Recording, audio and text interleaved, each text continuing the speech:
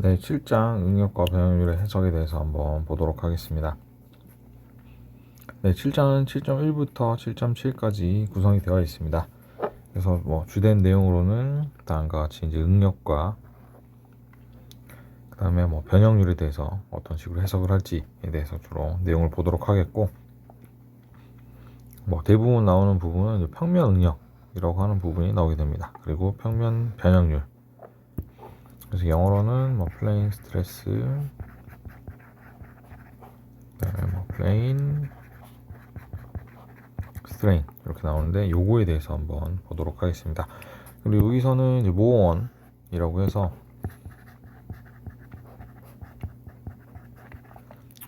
앞서 봤었던 여러 가지 응력들을 이제 그래프 형식으로 다음과 같이 이제 타워와 시그마에 대해서 이제 그래프로 나타낼 수 있는 이런 부분에 대해서 한번 보도록 하겠습니다. 네, 첫 번째로 평면 응력에 대해서 한번 보도록 하겠습니다. 네, 영어로는 플레인 스트레스라고 얘기를 할 거고, 이 같은 경우는 요새 한 면에만 수직 혹은 전단 응력이 존재하는 경우를 얘기를 합니다. 그래서 그림과 같이 이렇게 표현이 되어 있을 때 예를 들면 시그마 XY, 그 다음에 타우 XY와 같이 어떤 수직과 전단 응력, 즉 한 면에서만 이제 작용을 한다라고 보도록 되어 있고, 수직 응력 시그마 X 같은 경우는 다음과 같이 X 방향 면에 X 방향으로 작용하는 경우, 그다음 Y 방향인 경우는 시그마 Y 같은 경우는 Y 방향 면에 Y 방향으로 작용하는 응력에 대해서 얘기를 할 겁니다. 그리고 전단 응력은 타우 XY라고 해서 X 방향 면에 Y 방향으로 작용하는 응력, 그리고 타우 YX 같은 경우는 반대로 이제 Y 방향 면에 X 방향으로 작용하는 응력에 대해서 얘기를 할 겁니다. 그래서 보통 X 방향에 대해서 X 방향으로 작용하는 응력 시그마 X라고 표현하거나, 혹시 XX, 그다음에 시그마 Y도 YY와 같이 공통된 느낌으로 이렇게 적기도 합니다. 그래서 이런 부분들을 잘 생각을 해주시면 좋을 것 같고, 지금 그림에서 보는 것과 같이 시그마 Z, 그다음에 타우 XZ, 타우 YZ 등 Z와 관련된 요 항들은 없다라고 보시면 될 것 같습니다. 네, 다음으로 이처럼 한 평면에 대해서, 지금 같은 경우는 XY 평면에 대해서 수직과 전단 응력이 존재를 할 때 이 부분에 대해서 이제 경사면에 작용하는 응력에 대해서 한번 보도록 하겠습니다. 그래서 기존에 봤었던 2단원이나 3단원 같은 느낌에서 그전 같은 경우는 시그마 Y가 없다던가, 그다음 시그마 XY가 없을 때, 요때가 없을 때 이런 것들을 봤다라고 한다면은, 지금 같은 경우는 모든 항들이 다 있을 때 시그마 X, 시그마 Y, 그다음에 타우 XY 혹은 타우 YX 이게 있을 때에 대해서 한번 보도록 하겠습니다. 그래서 2번 같은 경우도 마찬가지로 이제 힘의 평형 요거를 활용을 해서 X축 방향, 이제 Y축 방향, 여기서는 이제 다음과 같이 새로운 축을 둘 겁니다. X1축, Y1축. 그래서 이거로부터 우리가 알고 싶은 거는 다음과 같이 시그마 X1, 그 다음에 타우 X1, Y1 요거에 대해서 한번 알고 싶은 겁니다. 이렇게 표현되는. 그래서 다른 성분들 시그마 X, 타우 XY, 타우 YX, 시그마 Y 요거를 이용을 해서 다음과 같이 수식을 변경을 해보겠습니다. 힘의 평형을 사용을 해서. 그래서 면적들은 축이 돌아간 각도 세타에 대해서 표현을 할 거고, 다음과 같이 표현할 수 있게 되겠습니다. 그래서 얘를 조금 더 간략하게 정리를 하면 다음과 같이 표현할 수가 있게 되겠는데, 우리는 이거를 변환 공식이라고 얘기를 할 겁니다. 그래서 변환 공식이라서 특별한 건 아니고, 어떤 우리가 만약에 시그마 X, 시그마 Y를 알고 세타에 대해서 안다, 타우 XY에 대해서 안다 라고 했을 때 어떤 각도별 이렇게 세타만큼 돌아갔다라고 했을 때 이 돌아간 각도에서의 요것들을 다음과 같이 바로바로 알 수가 있게 되겠습니다. 네, 다음으로는 주응력에 대해서 한번 알아보도록 하겠습니다. 주응력은 프린시펄 스트레스라고 얘기를 할 거고, 이거 같은 경우는 수직응력의 극치값,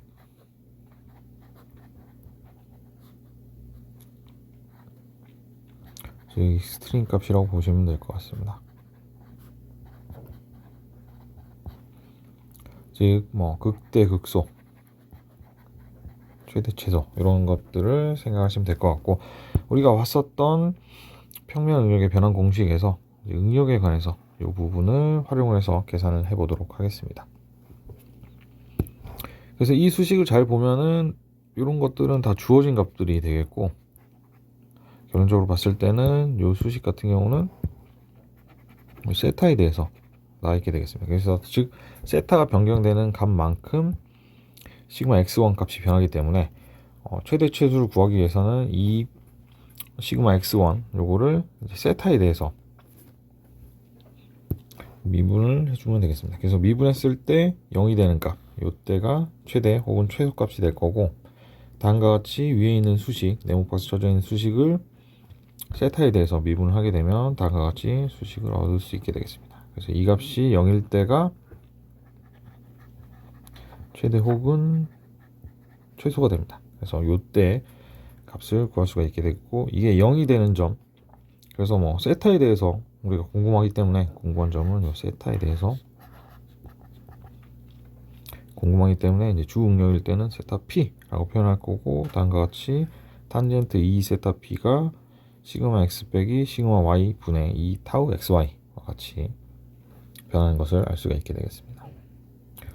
네, 앞서서 우리가 이제 탄젠트 이 세타 p라는 게 시그마 x 빼기 시그마 y 이 타우 xy 이런 식으로 표현이 된다라고 했었는데, 여기서 이 세타 p라는 게 바로 이제 주응력의 방향이 되겠습니다. 그래서 세타로 미분했을 때 0이 되는 값에서 극대 극소가 나오게 되는데, 세타 p 같은 경우는 이제 오른쪽 그림과 같이 이제 두 개의 값을 표현할 수 있게 되겠습니다. 탄젠트 요 값이 이렇게 되는 경우가 두 가지가 나오게 될 텐데, 요거를 이제 그래프로 표현하게 되면 다음과 같이 표현할 수 있게 되겠고, 세타 p1, 세타 p2와 같이 이제 두 개의 값이 각각 나오게 되겠습니다. 그랬을 때 이 세타 p1 혹은 세타 p2가 이루는 평면을 우리는 주평면이라고 얘기를 할 겁니다.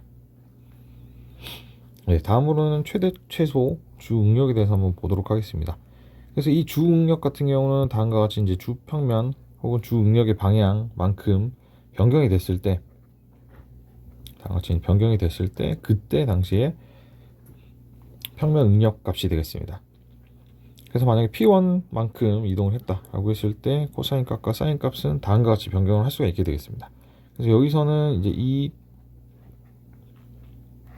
돌아갈 때 이 부분의 거리를 이제 R이라고 볼 거고, R 같은 경우는 다음과 같은 성분들 타우 xy와 2분의 시그마 x 빼기 시그마 y로 구성이 되어 있는 부분이기 때문에 이걸로부터 R 값을 다음과 같이 정의를 할 수 있게 되겠습니다. 그래서 코사인과 사인을 다음과 같이 변경할 수 있게 되겠고, 이것과 마찬가지로 P2에 대해서도 동일하게 코사인과 사인 값을 구할 수 있게 되겠습니다. 그래서 우리가 이제 앞서서 평면의 변환 공식으로부터 다음과 같이 값을 얻을 수가 있었고, 여기서 이제 코사인과 사인 성분을 위에 있는, 예를 들면 P1 값 요거를 이렇게 대입을 한다던가, 혹은 여기와 같이 이제 P2 값을 이렇게 대입을 했을 때 각각의 시그마 x1 값이 나오게 될 겁니다. 그래서 시그마 1, 2 같은 경우는 뭐 다음과 같이 값을 코사인 2세타 대신에 위에 있는 값, 사인 세타 대신에 위에 있는 값을 넣었을 때 이렇게 파란색 부분과 같이 변경이 되는 것을 볼 수가 있게 되겠고, 여기서 이제 최대값은 플러스, 그래서 플러스 같은 경우는 우리가 이제 최대 주응력이 될 거고, 마이너스가 될 경우에는 최소 주응력이 될 겁니다. 그래서 보통은 최대일 때를 시그마 1, 최소일 때는 시그마 2 이런 식으로 이제 표현을 하고 있습니다. 네, 다음으로 뭐 특별한 케이스에 대해서 한번 보도록 하겠습니다. 첫 번째로는 단추 응력 혹은 뭐 이추 응력 이렇게 작용하는 경우, 이것처럼 이렇게 작용하는 경우는 세타 P 같은 경우 0이 돼서 이 평면 자체가 그냥 주평면이 되겠습니다. 그래서 각각이 이제 좀 큰 게 최대 주응력, 작은 값이 최소 주응력이 되겠습니다. 그리고 순수 전단 같은 경우는 이렇게 전단이 있는 경우 우리가 3장에서 다음과 같이 변경을 할 수가 있었습니다. 그래서 45도 각도로 돌렸을 때 우리가 시그마 값이 다음과 같이 타우 xy 혹은 마이너스 타우 xy와 같이 변경이 되는 것을 알 수가 있었고, 그래서 주평면은 다음과 같이 두 가지 값 45, 45도, 135도가 나오는 것을 알 수가 있었습니다. 그래서 이때는 주응력이 최대값 타우 xy가 시그마 1 값이 될 거고, 마이너스 타우 xy가 최소이기 때문에 시그마 2 값이 되겠습니다. 네, 다음으로는 최대 전단 응력에 대해서 한번 보도록 하겠습니다. 앞서서는 주 응력이라고 해서 수직 응력의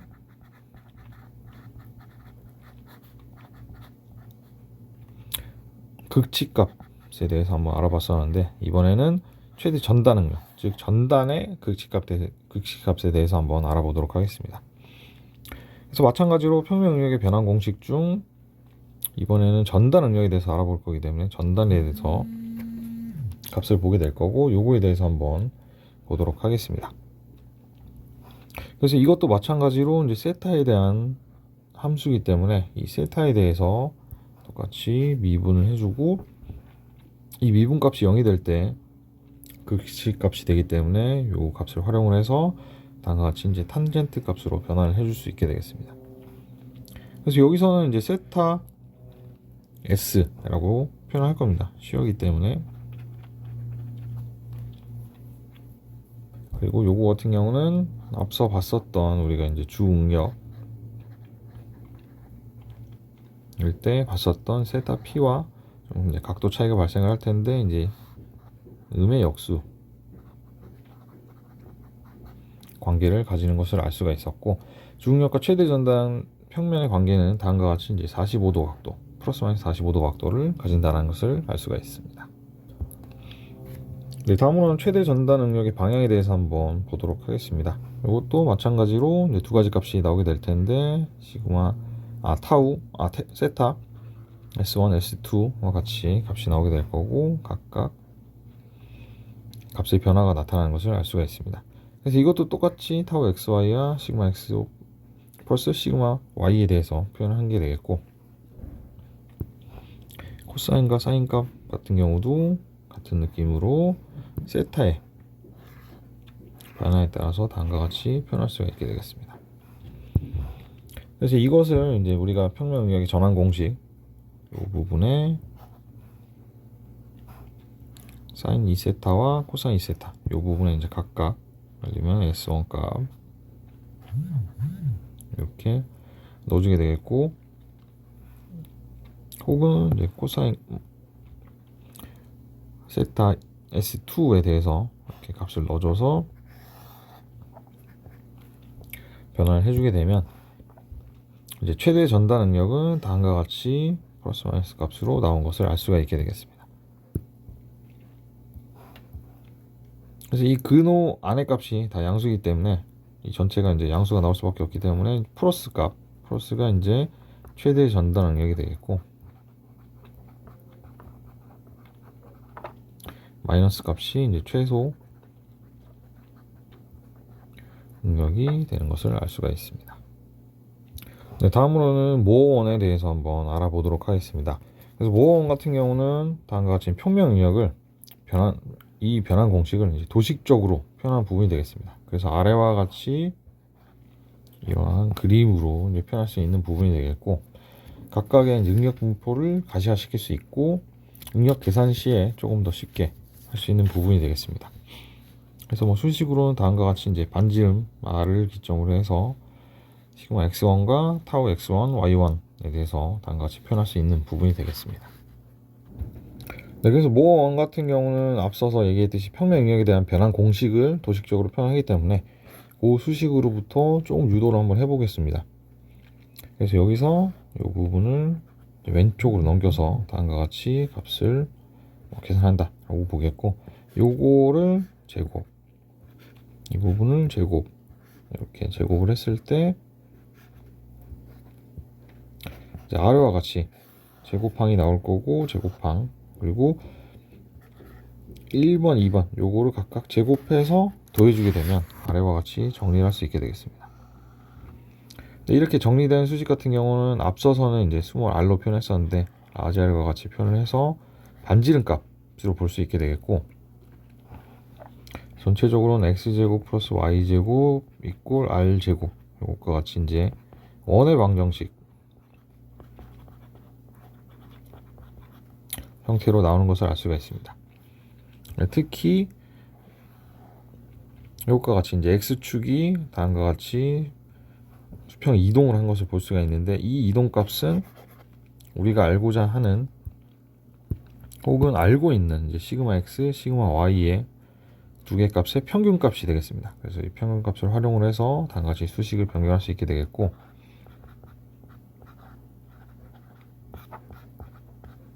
다음과 같이 값이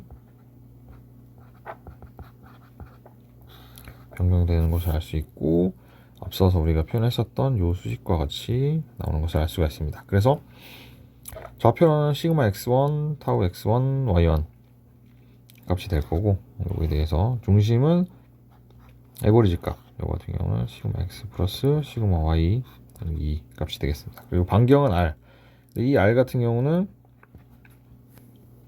앞서서도 얘기했듯이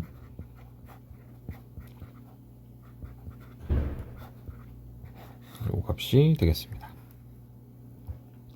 그래서 뭐 모원을 그릴 때는 다음과 같이 뭐 중심, 그 다음에 끝점, 최대값 요 정도만 값을 구해서 요 값을 바탕으로 다음과 같이 이제 그림을 그려주면 되겠습니다. 네, 다음으로는 평면 응력의 후계 법칙에 대해서 한번 보도록 하겠습니다. 우리가 알고 있는 후계 법칙은 다음과 같이 이제 변형률과 응력 간의 이제 관계식이 되겠습니다. 그래서 기본적으로는 2라고 하는 어떤 탄성계수 고우로부터 이제 후계 법칙을 구할 수 있게 되겠는데, 지금과 같은 경우는 시그마 x, 시그마 y 각각에 대해서 이제 값이 작용을 하기 때문에 이 부분에 대해서 이제 변형률이 다음과 같이 작용을 할 거고, 여기서 이제 누 값 같은 경우는 포화성비가 되겠습니다. 즉, 이 그림과 같이 어떤 특정 부분으로 증가를 할 때 다른 부분에 대해서는 이제 값이 줄어들게 될 겁니다. 그래서 그 b를 바탕으로 다음과 같이 포화성비 값이 나오게 될 거고, 그래서 x 방향에 대한 이제 합 변형률 같은 경우는 앞서 봤었던 요 두 가지 시그마 x에 대해서 요거에 대한 값, 그 다음에 y에 의해서 x축의 변형률 요 값, 이렇게 두 값이 돼서 두 값을 합한 값이 되겠습니다. 그래서 이걸 뭐 같은 값으로 이제 y, z에 대해서도 다음과 같이 표현할 수가 있게 되겠습니다. 그래서 이 부분을 뭐 정리를 하면 다음과 같이 이제 표현할 수 있게 되겠고, 여기서 뭐 전단 변형률은 기존에 사용했었던 전단 후계 법칙 값을 그대로 사용하면 되겠습니다. 네, 다음으로는 삼축 응력에 대해서 한번 보도록 하겠습니다. 삼축 응력 같은 경우는 기존에 이제 평면 응력에서 이번에 이제 z 방향 값이 존재하는 경우를 얘기하겠습니다. 그래서 뭐 이렇게 작용했을 때 뭐 각도 변화를 통해서 우리가 각각의 이제 전단 응력에 대해서 한번 알 수가 있었고, 앞서 봤었던 이제 평면 응력 부분을 이제 3축으로 확장했을 경우 다음과 같이 오어 서클이 변형이 되는 것을 알 수가 있습니다. 그래서 뭐 바깥으로 이제 가장 큰 값, 그 다음에 안에 A, B와 같이 각각 이렇게 두 가지 값이 작용하는 것을 알 수가 있습니다. 그래서 우리가 이제 X, Y, Z에 대해서 각각 변형률을 다음과 같이 이제 값을 구했었는데, 얘를 3축으로 확장을 하게 되면 다음과 같이 Z 값이 추가가 돼서 변형이 되는 것을 알 수가 있게 되겠고, 이거를 이제 응력에 대해서 변형한다라고 하면은 다음과 같이 값이 변형이 되는 것을 알 수가 있습니다. 그리고 3축 응력 중에 이제 특수한 경우는 구응력 혹은 뭐 정수압 응력이라고 해서 스피리칼 혹은 하이드로스태틱